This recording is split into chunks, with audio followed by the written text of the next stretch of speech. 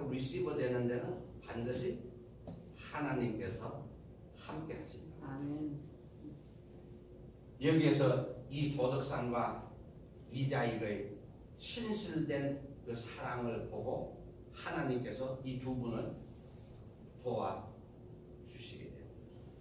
그래서 조덕삼 장로는 다시 또 학교를 세우게 된다. 유광학교라고. 그때 일제시대이기 때문에 어떻게 하든지 교육을 해야겠다 해서 교육사업에 전념하고, 그 이후에 조영호 첫째 아들이 그 금산교회의 장로가 되고 그 금산교회를 지켜가게 됩니다.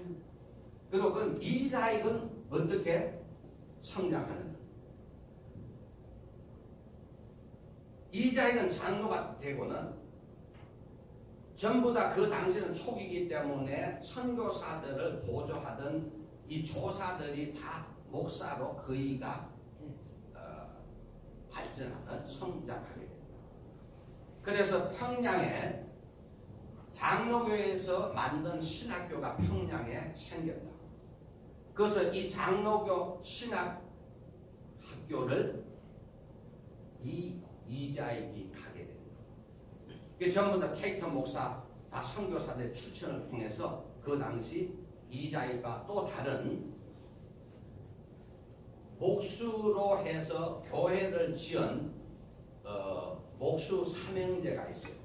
그 삼형제가 최광진, 그 다음에 최중진, 그 다음에 최대진이라는 이 세 사람의 형제가 있는데, 이 최광진은 아주 누구보다 더 먼저 전주 서문교회에 레이놀드 선교사가 하는 거기에서 장로가 이미 제일 먼저 됐고, 그 다음에 최중진, 최대진은 목사가 두 사람이 됐어요.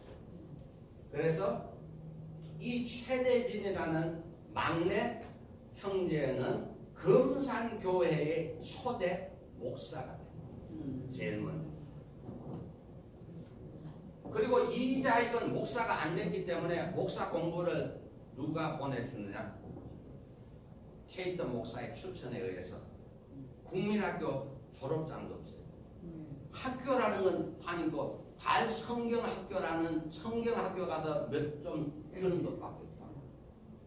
이 이자익은 케이터 선교사의 추천으로 신학교에 평양에 입학하게 됩니다. 그 입학할 때 조덕삼이가 가족 같이 결혼시켜서 와이프하고 평양에 가서 신학 공부할 때 모든 비용을 조덕삼이가 받게 해줘요. 그래서 이자익이 목사가 되어가지고 금산교회 2대 정식 목사로 부임하게 됩니다. 그래서 이자익과 조덕삼이가 합해서 주인이었던, 마방 주인이었던 조덕삼 장로가 이자익 자기의 말하자면 뭐 종이라고까지 할 수 없지만 마부였던, 자기가 고용했던 하인을 목사로 섬기면서 금산교회를 이루고 지켜본다. 그러니까 조덕삼 대단한 인물이지만, 그럼 이자익은 어떻게 됐느냐? 이자익은 아무런 공부도 하지 않았지만 이자익가 장로교 총회의 13대 총회장 돼요. 13대. 1대 총회장이 여러분 누구겠어요? 언더우드가 호남 지역에 신경을 많이 썼고, 언더우드가 무슨 교파였죠? 북장로교파에서 파송된 선교사이기 때문에 장로교단의 최고의 원로가 언더우드예요. 그래서 언더우드가 한국 장로교 총회의 1대 총회장이 됩니다. 그래서 그 다음에 몇 분의 선교사와 총회장을 되는 분은 정말 덕망이 있어야 되고, 그 당시는 3일 뭐 운동도 하게 되고 일제 치하에 있었기 때문에 민족의 지도자가 전부 다 어디에서 나오죠? 교회 목사를 중심으로 나오게 돼요. 그래서 12대 전에 총회장이 함태영 목사가 되게 됩니다. 여러분 함태영이 누군가 아세요? 우리나라 부통령 했던 분이에요. 함태영.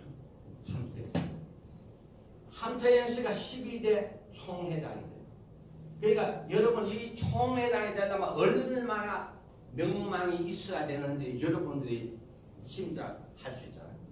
그런데 이 12대에서 13대 총회장을 뽑을 때 이 함태영 씨 밑에서 2인자로 일하던 부회장이 있었어요.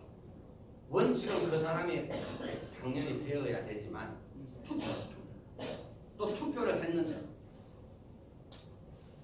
정말 유명한 목사님들, 그때 평양을 중심으로 또 함경도를 중심으로 이 총회가 이루어졌던 함흥에서 열리게 됐다.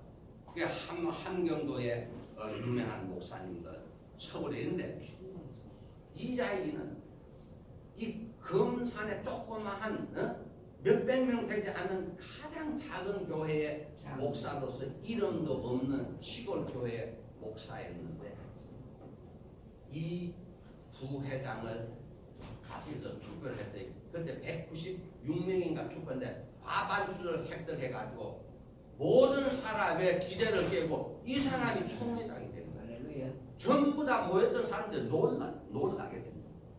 이자익이라는 사람은 키도 조그맣고 아주 볼품도 없고 왜소하다 보고 이렇게 사진이 지금은 다 있으니까 그래서 하여튼 13대 총회장.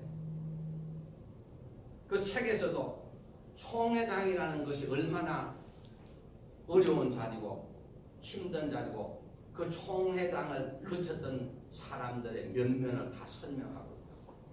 자, 그런데 이자익이가 더 유명해지는 것은 13대 했는데 일제 압박에 있었기 때문에 신사참배를 해야 된다는데 이 총회를 장악하는 총회에서 그 무력에 그러니까 위협에 못 이겨서 신사참배 하겠다고 선언을 하고 신사참배를 해버렸다. 그러니까 신사참배를 반대하는 참된 목사들은 전부 다 관여를 안 하게 된다. 그래서 해방이 되자 다시 이 호남 지방을 관장했던 이 선교 본부가 남 장로교 미국에서 주관하게 돼 거기서 다시 선교사를 파송하게 되고 다시 교회를 부흥을 시작하게 됩니다. 그래야 이때에 이자익도 다시 전면에 나타나서 또 활동을 하게 됩니다.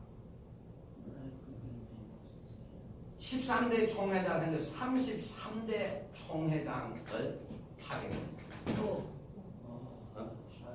여기 20대가 거쳐서 빠지게 됩니다.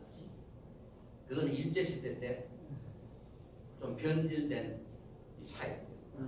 그래서 33대에 여러분들 이자익가 다시 총회장에 당선이 되는데 함태영 목사가 이 사람 밑에 12대 때 이 사람이 먼저 총회장이 되고 함태영은 민족의 지도자로서 부통령의 반열에 오르는데 함태영 씨가 33대 때 부총회장에 서게 됩니다.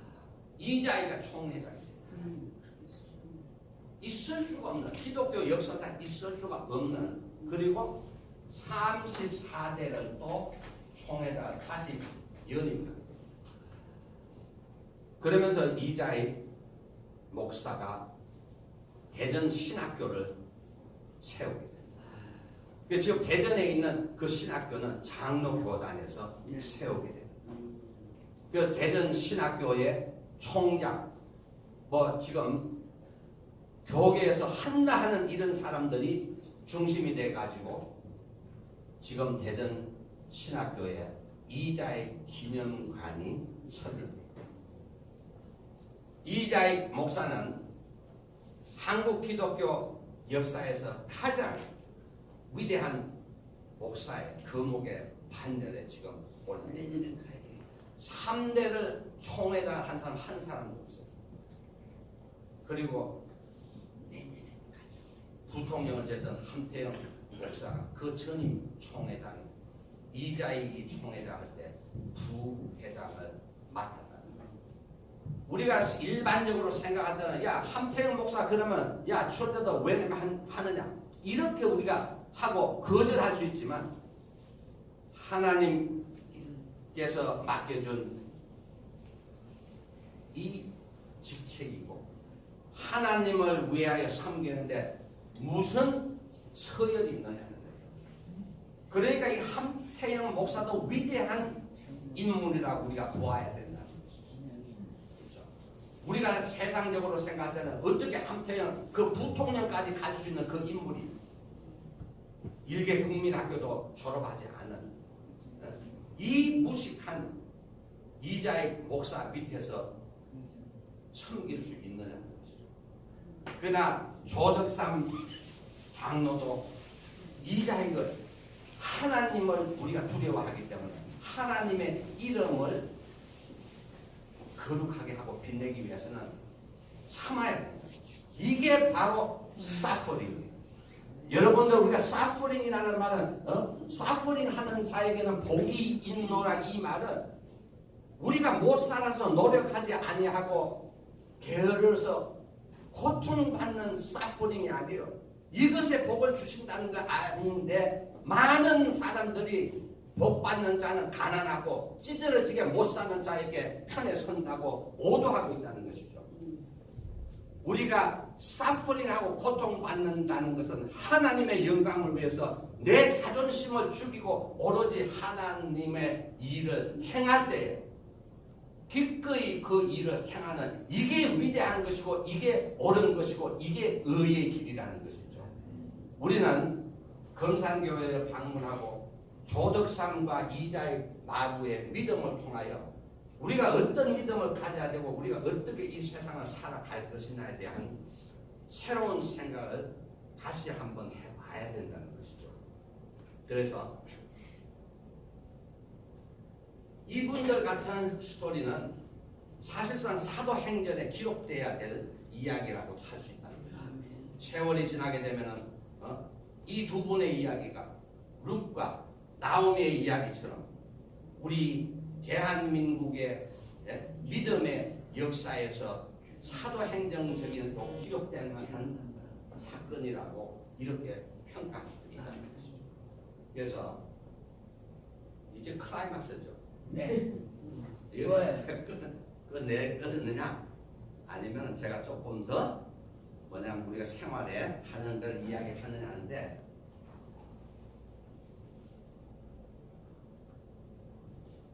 제가 그냥 이 잘못 이야기하게 되면은 또 제가 어떤 이야기를 하게 되면 이 좋은 것들처럼 항상 반은 옳지 않게 되는 결과를 낳게 되니까 여기서 금산교회에 대한 이야기는 제가 이거 클라이막스로 마치고 그러면 왜 우리는 이분들과 같은 삶을 살지 못하는가? 이것을 우리가 적용하기 위해서 제가 시간을 좀 할애하려고 해요. 우리는 변해야 되니까. 그렇죠? 이분들의 삶은 너무나 위대하고 거룩한 삶이지만 과연 그럼 우리가 이 사람들과 같은 삶을 살기 위해서 우리는 어떻게 해야 되는가? 자, 하나님께서 사랑을 하라고 가르치시는 거예요. 사랑의 반대가 뭐예요? 미움이죠. 저 안에는 이제 범행이 되지만 이 범행 자체라는 건 뭐예요? 길트죠. 사랑의 반대. 이 범행 속에는 다 들어가는 거예요. 미움, 또 질투, 시기. 자, 우리가 사랑하라. 우리는 모든 것을 성경을 가르쳐 사랑하라는 거, 파지티브한 것만 가르치게 되죠. 그런데 사랑에 반하는 행위가 뭐예요? 전부 시기, 질투. 그럼 시기, 질투는 왜 나타나게 돼요? 내가 싱글 혼자 아니고 아이가 아니고 유가 있는 유가. 왜 시기가 나타나냐? 경쟁자가 있기 때문에 나타나요. 이거는 시기 질투는 나타날 수밖에 없는 하나님의 창조의 법칙이에요.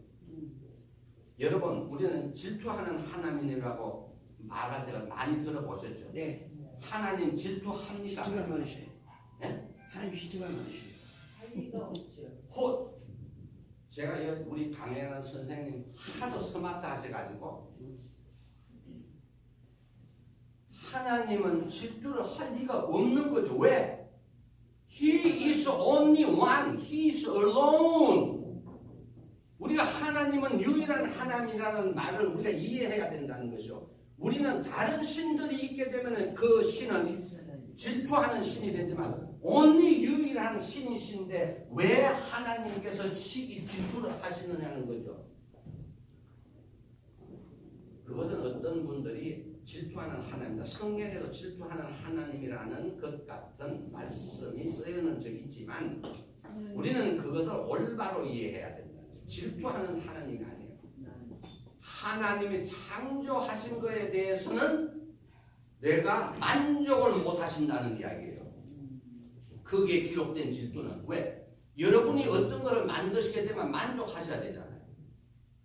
네? 그럼 하나님께서 우리 인간들을 만들어 놓으셨으면 우리 인간들에서 이루는 삶이 하나님께 보시기에 만족해야 되는데 그 만족이 안 되니까 하나님께서는 조금 섭섭해 하신다 이거예요. 질투는 있을 수가 없는 거예요. 그러니까 우리 강연할 선생님 같은 분은 제가 설교를 할 필요 없어요. 말만 1시간 동안 계속 던지만 돼요. 보케이블러리만. 여기 또 최동남 교수님 오늘 안 오셨네. 최동남 교수님은 제가 이게 임뮤터블 변치 않는 사람 임뮤터빌리티 이게 한 말씀으로 가서 묵상하면서 제가 너무너무 은혜 받았다는 뭐예요? 한 보케이블을 제가 선포하는 한 보케이블을 그런데 저희 집 사람은 야 당신 강의가 재미가 없다는 거야. 아니요.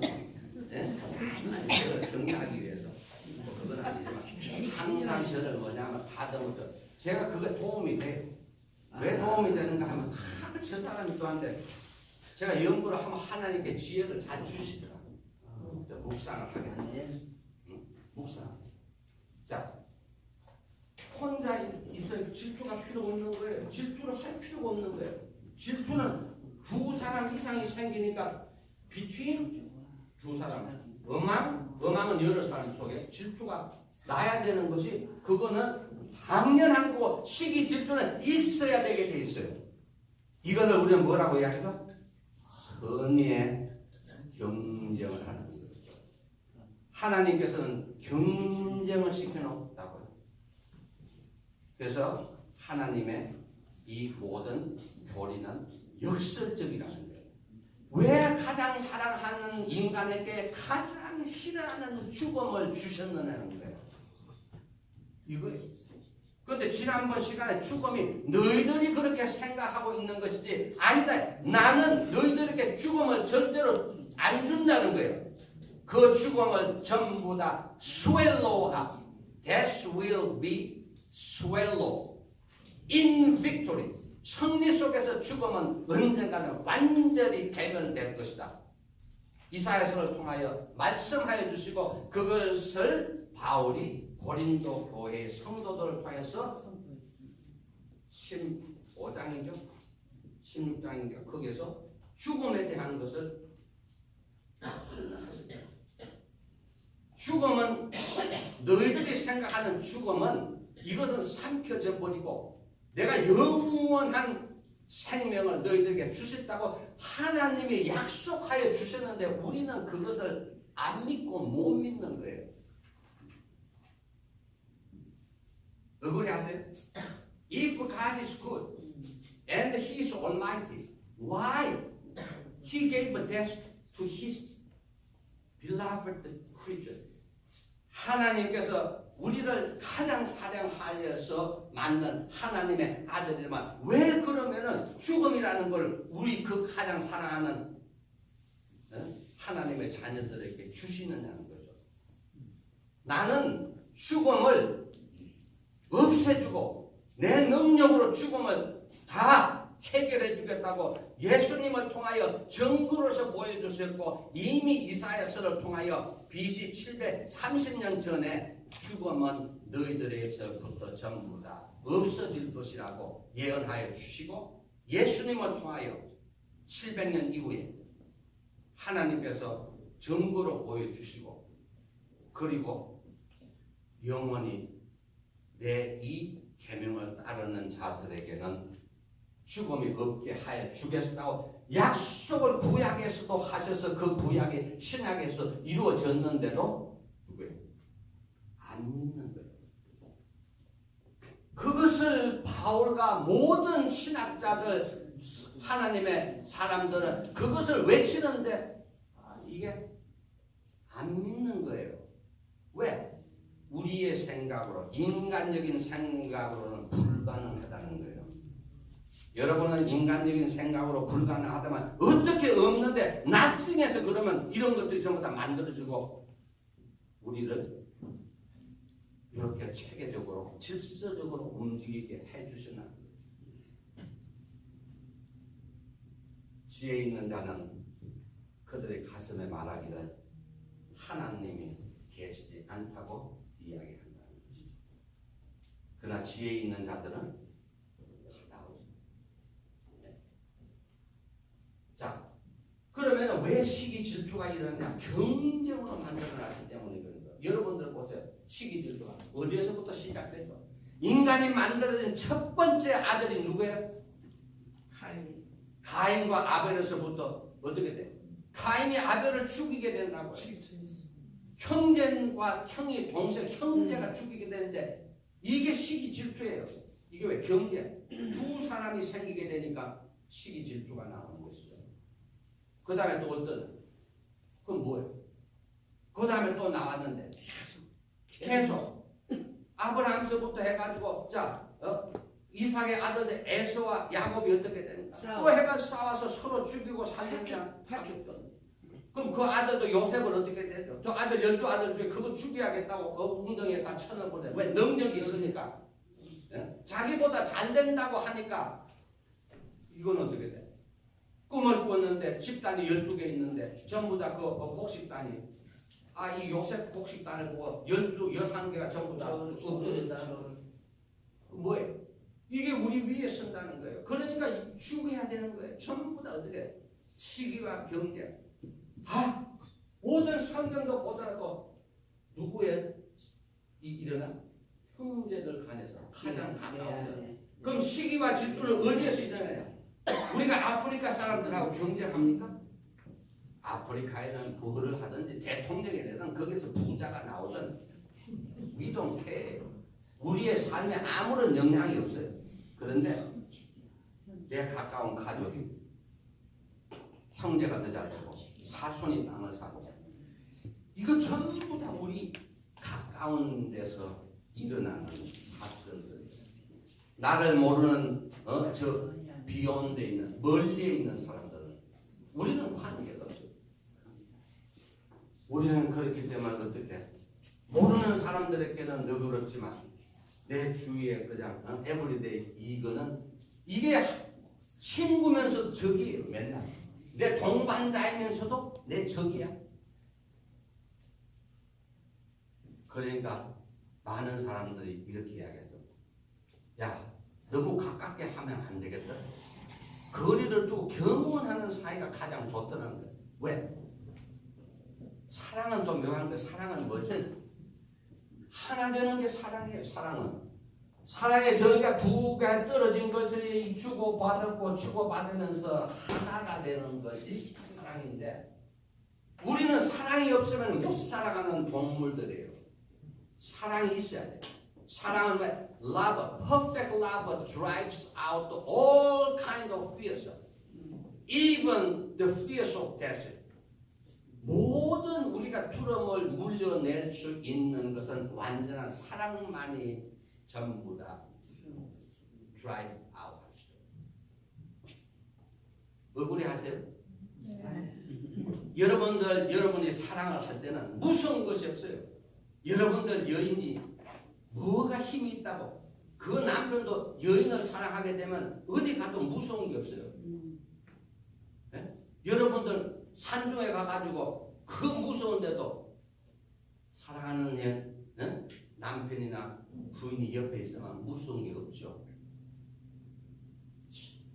Love drives out all darkness and all fears. 기록하세요. 이 명언이에요, 전부 다. 최동환 교수가 계속 기록하시는데 여러분들 기가 워낙 좋으셔가지고 기록하셔. 퍼펙트 라. 자, 그런데 이 시기 질투가 등장하게 됩니다. 그 시기 질투는 뭐예요? 제가 이야기했죠. 우리가 완전한 행복을 가지려면 뭐예요? 절대성, 앱솔루트함과 상대적이라는 것을 하나님께서 우리에게 컨셉트를 주시잖아요. 상대적이기 때문에 우리는 행복하지 못한 거예요. 내가 아무리 지금 좋은 관계를 유지하더라도 요거만 보면 너무너무 행복한데 이쪽이 요게 조금 이쪽이 올라가. 어떻게 돼? 안 되는 거예요. 그래서 우리는 이 하나님의 제가 뭐냐면 이 성경을 가르치고 철학을 여러분들에게 강의하고 하는 이유는 우리가 행복해지기 위해서 하는 거예요. 행복은 하나님께서는 이 땅에서 우리에게 천국을 일단 주시겠다는 거죠. 그런데 우리는 야 이거 못 살겠다는 거야. 저는 버든이라는 말, 무겁고 고난이다 이런 걸 사실 쓰는 걸 좋아하네요. 왜? 저는 이걸 우리가 일해서 노력해서 극복해서 우리가 더 잘되도록 만들어야 하는 것은 우리의 책임이라는 거예요. 우리는 잘된 사람은 절대로 저주하고 시기하고 끌어내리고 있을 수 없다는 것이죠. 우리 주위에서 잘되는 사람은 박수 쳐주고 더 밀어주는 이러한 사회가 되어야 하나님께서 원하시는 하나에 되는 공동체. 왜? 하나님은 공동체 축복을 주신다. 그래서 blessed is the nation이요. 국가에는 복이 있는. 여러분 개인이 잘될 수가 없어. 혼자는. 여러분 지금 이렇게 다 잘 사실 수 있는 것은 대한민국이라는 국가가 잘 되고 하나님께서 축복하여 주셨기 때문에 누구나 지금 전부 다 잘 살고 있는데 여기에 조덕상과 같은 위치에 있고 이자익과 같은 위치에 있는 이것이 문제라는 것이죠. 그러면 이것을 진정한 지도자라면 이것을 화합해서 없는 자가 있는 자를 사랑하고 성공한 자를 찬양해주고 칭찬해주고 더 높여줘야 될 사회를 만들어 가야 되는데 자기네들의 정권을 위하여 이거를 전부 다 양분화시키고 있다는 거예요. 지역적 감정을 추스리고 젊은 세대와 늙은 세대를 갈라놓고 부모와 자식을 갈라놓는 거예요. 왜? 자기네들의. 그럼 그 사람들 정권을 잡았을 때 그 사람들 하는 건 뭐냐는 거예요. 그 사람들의 왕국을 건설하는 것이죠. 그래서 이 성경의 말씀 하나님의 우리가 왕국을 건설하는 것은 이자익과 조덕상과 같은 두 계층을 하나의 계층으로 하나의 카테고리 속에 묶어놓고 서로가 사랑해야죠. 어떤 분은 제가 한국에 가서 당신 왜 돈 써가면서 여기서 시간도 하고 야 골프나 치고 좋은 일이나 하는데 왜 이거를 하느냐고 저한테 이야기하는 분들도 있어요. 한국에 계시는 분들은 대한민국이 얼마나 잘 살고 얼마나 대한민국 축복을 받는지 몰라요.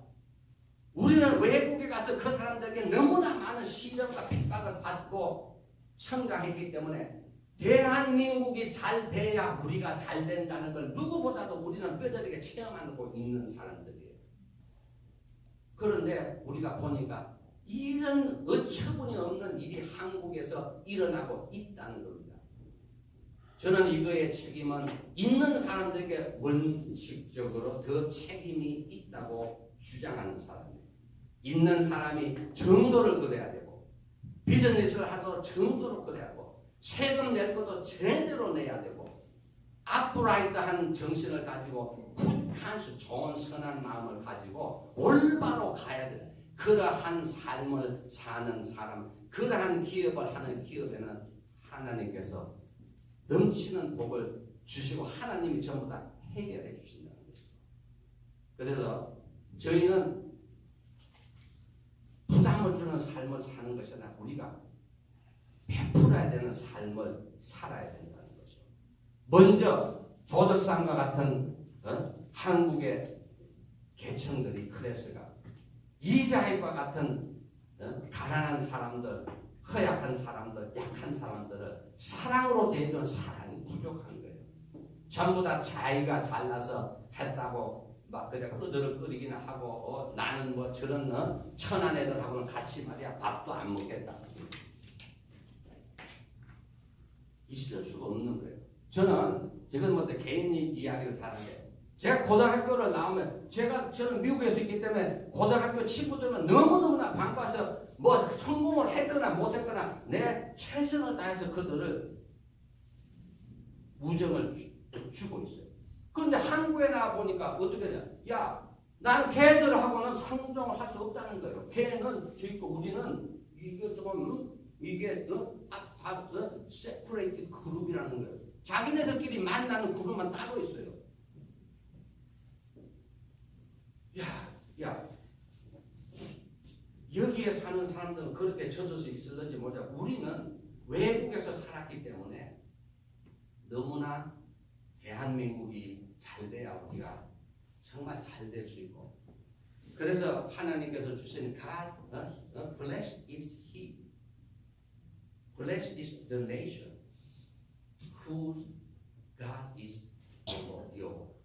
그러니까 우리 대한민국이 하나님을 여호와를 하나님으로 영접했기 때문에 하나님께서는 대한민국 전체에 축복을 주시기 때문에 우리 전부가 이렇게 좋은 삶을 영위하고 있다는 것이죠. 그래서 이런 것이 유지되려면은 하나님께서 원하는 시대로 조덕상과 이자익과 같은 이 두 계층이 하나가 되고 서로 밀어주고 당겨주는 사회가 되어야 된다는 것이죠. 그리고 여러분들 내가 이제 이거는 좀 너무 시리어스한 이야기 됐으니까 지금 뭐 한두 몇 번 안 나는데 자 우리가 부부 관계를 한번 보자는 거죠. 이게 우리 제일 중요한 건데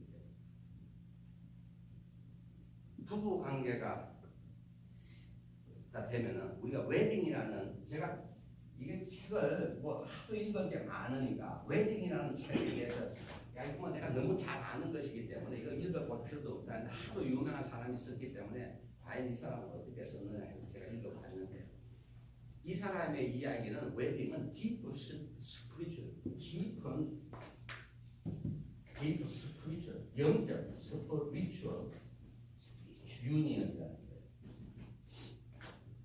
결혼은 영적 결합에 맞는 이야기죠. 그런데 결혼은 이 사람의 저는 토탈리 반응을 보자면 이게 다시 말하면 육체적 영적 결합이에요. 웨딩은 뭐야?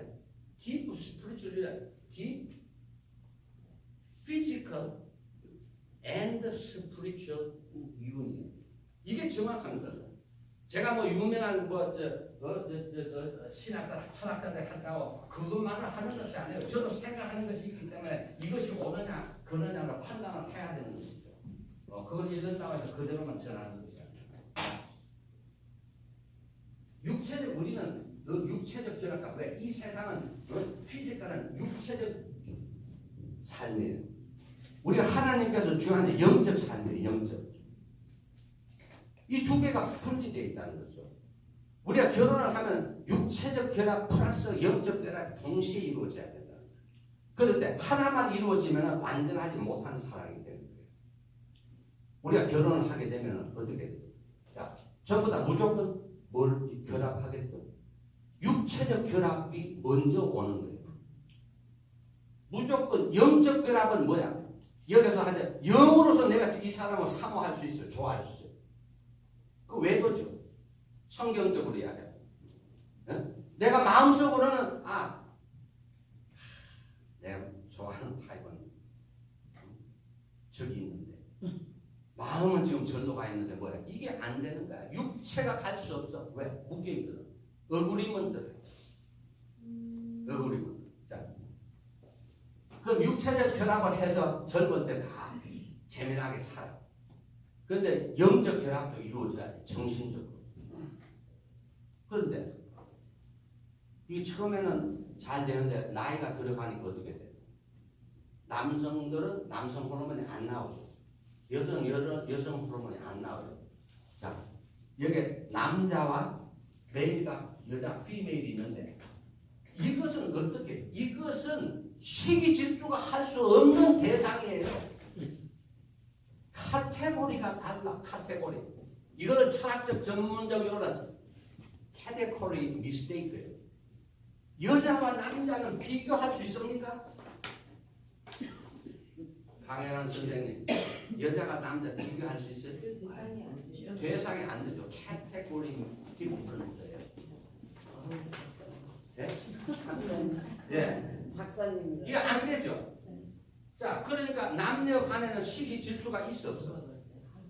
있을 수가 없어요.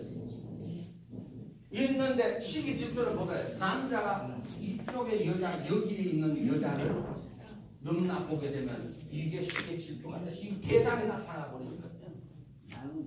자, 그러면 남자는 어떻게 돼? 남성이 하니까 중성으로 가, 전부 다. 여자도 어디로 와? 이 중성으로 뉴트럴 라인에 서게 돼.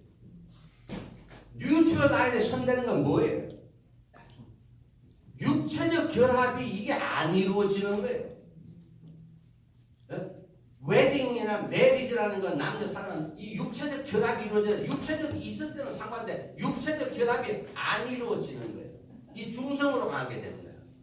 중성으로 가게 되니까 카테고리가 디퍼런트 해야 되는데 이게 세임 카테고리 가까이 오게 되는 거예요. 네? 이게 뭐로 변해? 경쟁자로 변하게 되는 거예요. 부부와 남편이 육체적 결합과 영적 결합할 때 하나가 돼가지고 당신이 좋아? 오케이. 당신이 국수를 좋아해? 나는 딴 거 좋아하는데 좋아하면 서로가 너 가는데 가자는 거예요. 그런데 이 없어지게 되면 뭐가 돼? 그게 하나도 없어지고 야 옛날에는 이것도 이제는 자기 원하는 거 하자는 거예요. 자기가 전부 다 두 사람이 나는 나 가야 돼. 가야 돼. 식당에 가는 데부터 어떻게 돼? 싸워. 결국 안 가게 돼. 이게 지금 뭐냐는데 우리가 이게 남자가 어떻게 돼? 육체적 결합이 다 없어지고 육체적 결합이 안 이루어지니까 그 다음에 남은 건 뭐만 남아? 정신만 남는 거예요. 정신. 정신은 몰라. 야 내가 이걸 사버리고 나도 그냥 내가 좋아하는 살고 싶다. 야 그런데 이게 자식도 물려있고 지금 재산도 물려있고 이게 사회적인 지금 내가 빌드에는 친구도 막 있는데 제가 그래요 지금. 이게 안 되는 거예요. 왜냐하면 제가 이 말씀을 하는 건 이게 실질적으로 우리가 해결해야 되는 문제이기 때문에. 네. 자 그러면은 자 남자 여자 이게 처음에는 경쟁자가 아니었는데 나이가 들고 지금은 완전히 경쟁자예요. 네가 잘했느냐 내가 잘했느냐. 네? 맞는 말씀이죠. 여기에 우리가 지혜를 발휘해야 된다는 거. 우리가 백인지 화이트인지 알고 있으면은 이거를 극복할 수 있다는 거예요. 이거를 모르기 때문에 어떻게 돼? 제가 이렇게 보세요. 어느 분이 저 집에 와서 야 이거 디자인을 누가 했느냐는 거예요. 잘했다는 거예요. 옛날 같으면은 부인의 입장에 한다면 어떻게 돼? 우리 남편이 남편은 뭐라 그래? 부인이 서로 자기가 해야 되는데 자기가 해야 되는데 경험하세요? 그럼요. 안 하는 거예요. 왜? 이게 지금 경쟁자의 입장에 올라와 있는 거예요. 경쟁자. 모든 거를 부인과 남편이 경쟁하려고 하니까 이게 되겠어요? 그 남편도 자기가 돈 다 버는데요.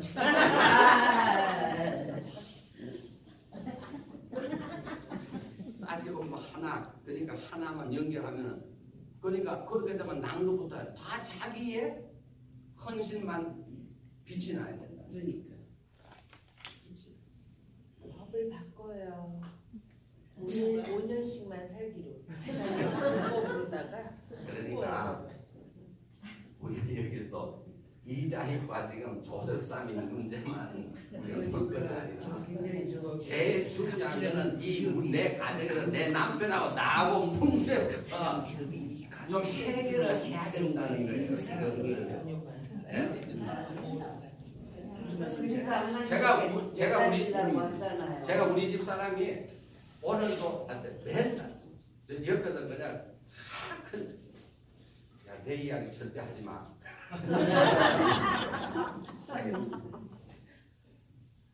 우리 집 사람 이렇게 얘기해요. 아니 저 자기가 나한테 이야기하면 내가 행복해하지. 다른 분이 와 있는데 뭐라고 이야기하면 나는 요새 내 인생에서 최고로 행복한 날을 보내고 있다는 거예요. 좋죠? 네. 근데 그건 because of me로 해석돼야 되는데 그게 아니거든. 네? 그거는 다시 말해서 무엇을 이야기하냐?